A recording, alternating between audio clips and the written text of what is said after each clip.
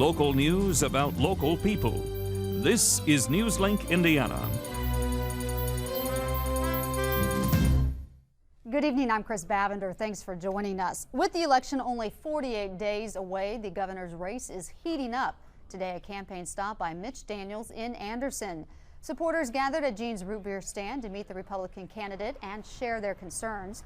Daniels also spoke more on a plan to sell license plates to help build a new stadium for the Colts to keep them in Indiana. They bring attention and prestige. They add to the culture, really, of Indiana. When I get out selling this state to businesses, something else we haven't been doing for a long time, it'll be one more thing we can mention as an attraction. Daniels also made stops today in Upland and Tipton. Many towns don't have the resources to preserve historical homes, but Newslink Indiana's Abby Walton found one historical society going to great lengths to save a landmark from decay. Look at the Joyner house, and the sight of overgrown trees and chipped paint may seem to say this house is beyond repair.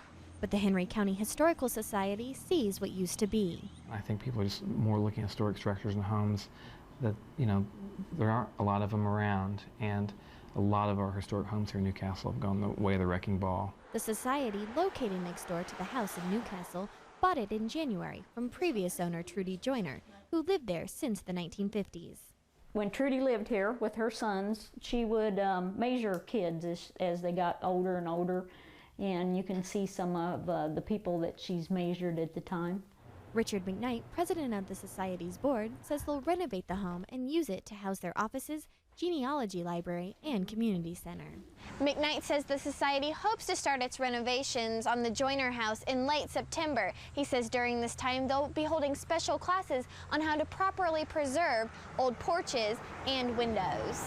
The Society hopes to model the inside of the home in 1900s-style decor, something that will cost the museum a large sum of money. Hughes says the Society received $158,000 in grant money to help the project. By seeing the potential in the Joyner house, it's hoped the community will be motivated to take an interest in its history. In Newcastle, Abby Walton, Newslink, Indiana. And now here's Nicholas Ferreri with a look at our forecast. Nicholas?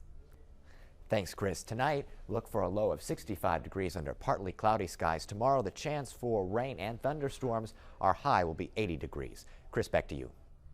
Thanks, Nicholas. That is Newslink Indiana. Join us at 6:27 tomorrow morning for more news and get local news about local people 24 hours a day at newslinkindiana.com.